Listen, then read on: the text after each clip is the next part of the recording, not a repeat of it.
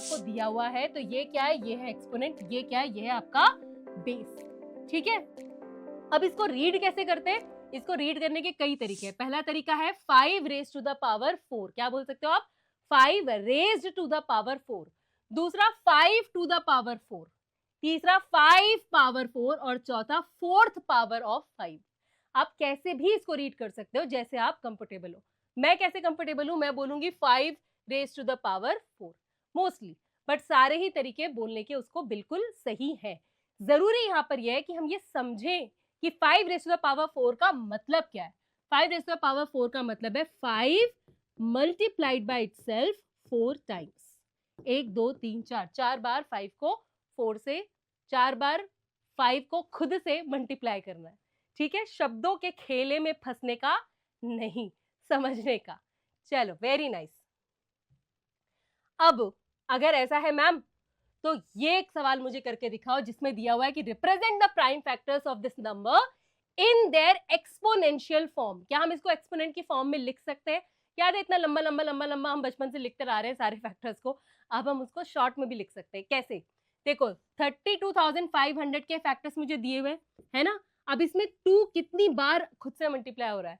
1 2 3 4, 4 बार, तो I can write it 2 raise to the power 4। Correct? समझ आ रही है बात? Perfect. Multiplied by what? Multiplied by 5 into 5। 5 कितनी बार खुद से मल्टीप्लाई हो रहा है? 2 बार, तो 5 raise to the power 2। Perfect. Into किससे मल्टीप्लाई हो रहा है? 3 इंटू 3 इंटू 3 इंटू 3। 3 4 बार आ रहा है, 4 बार, 4 टाइम्स, तो 3 raise to the power 4। This is how we write it in the exponential form. बात समझ आ गई बेटा? एक्सपोनेंट्स कोई बिल्कुल बिल्कुल एकदम पहली बार तो हमने देखा नहीं है। हमने स्क्वायर नंबर्स किए हैं, ए स्क्वायर, बी स्क्वायर, सी स्क्वायर किया हुआ है हमने। हमें पता है ए स्क्वायर का मतलब होता है ए इंटू ए, है कि नहीं है? तो इस वैसे ही बिल्कुल एक्सपोनेंट्स है, बस अब हम उनके साथ थोड़े ऑपरेशंस करने वाले, कॉन्सेप्ट वही है। ठीक है, तो अब तक तो सब कुछ बहुत आसान चल रहा है जिंदगी में।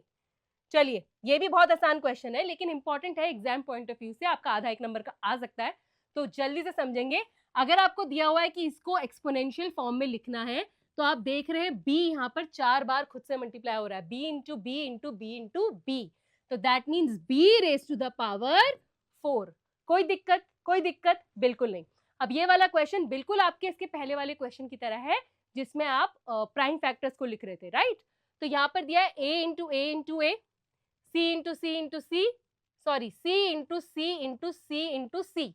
एक सी मेरी नजर से थोड़ा बच गया था, और ये रहा डी, डी एक ही बार है। ठीक है, तो इसकी पावर कितनी है? इसकी पावर 1 ही है ना, एक ही बार है ना वो।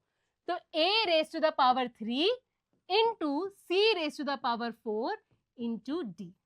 ठीक है, पता है जब हम एल्जेब्रा में लिखते हैं ना, तो हमें इंटू लिखने की भी जरूरत नहीं होती। अगर हमने ऐसे लिखा है ना, A cube C raise to the power 4 D, तो भी इसका मतलब मल्टीप्लीकेशन ही में ही है, वो समझ में आ रहा है।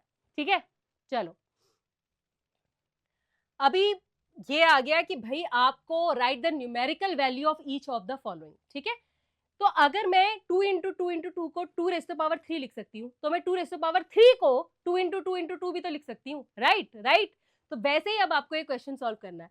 आपको दिया है कि आपको ये लिख कर दिया है, आपको इसको सॉल्व करना है। तो सबसे पहले तो 7 स्क्वायर का क्या मतलब होता है? 7 स्क्वायर का मतलब होता है 7 इंटू 7, है ना। और 2 क्यूब का क्या मतलब होता है? 2 क्यूब का मतलब होता है 2 इंटू 2 इंटू 2। 7 इंटू 7 हुआ 49, 2 इंटू 2 इंटू 2 हुआ 8। तो आपका 7 स्क्वायर इंटू 2 क्यूब क्या हुआ? ये हुआ 49 इंटू 8। तो ये जब करेंगे मल्टीप्लाई, 32 प्लस 7 हुआ 39। ये आपका आंसर आ गया। ठीक है, अब मैं कैलकुलेशन तुम पे छोड़ूंगी, सिर्फ उसको लास्ट तक सॉल्व करके समझाती हूँ। ठीक है, ये क्वेश्चन बहुत इंपॉर्टेंट है, क्यों? क्योंकि इसमें माइनस है। ठीक है, तो माइनस में अब आपका कौन सा वाला कॉन्सेप्ट यूज होने वाला है? इंटीजर्स का। अगर आपको पता है कि जब आप इंटीजर्स को, नेगेटिव नंबर्स को खुद से मल्टीप्लाई करते हो तो क्या होता है, तो फिर इसमें दिक्कत नहीं आएगी। ठीक है, -3 स्क्वायर, -3 स्क्वायर मतलब -3 इंटू -3, राइट और रॉन्ग? रॉन्ग और राइट? राइट।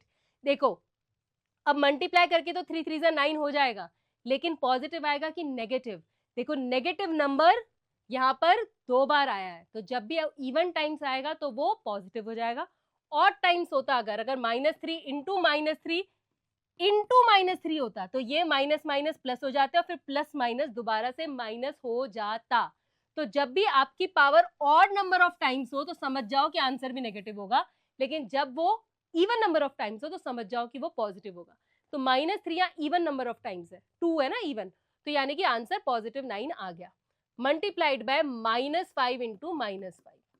तो मैं चाहती तो इसको डायरेक्ट 25 लिख सकती हूँ, क्योंकि मुझे पता है कि नेगेटिव है, ऊपर इवन है, तो minus even number of times positive हो जाने वाला है। तो 9 इंटू 25 अगर हम कर ले तो ये क्या हो जाएगा, 9 टू 18, 18 प्लस 4 हो गया 22, आंसर आ गया ये। ठीक है, सही किया क्या मैंने, 9 5 45, 9 टू 18, 9, हाँ सही है। चलो आ जाओ इधर, -2 raise to the power 5 minus और नंबर पावर, तो आंसर क्या आएगा, माइनस में ही आएगा। और 2 को आप 5 टाइम्स करेंगे तो क्या आएगा, 2 2 2 2 2, ये 2 2 ज़ा 4, 4 2 ज़ा 8, 8 2 ज़ा 16, 16 2 ज़ा 32, तो ये आ गया 32। ठीक है, -32, क्योंकि ये ऑड नंबर ऑफ टाइम्स है। मल्टीप्लाइड बाय 10 को 6 टाइम्स करेंगे तो 6 जीरो आ जाएंगे, ये मुझे पता है, लेकिन माइनस आएगा कि नहीं आएगा, माइनस के ऊपर कौन सी पावर है, 6, 6 इज इवन, तो ये पॉजिटिव हो जाएगा। Now when you multiply these you get 32, 6 zero, 1 2 3 4 5 6, और माइनस है, एक पॉजिटिव नंबर है, तो आंसर माइनस में आएगा। एंड ऐसे हम करते हैं इसको सॉल्व।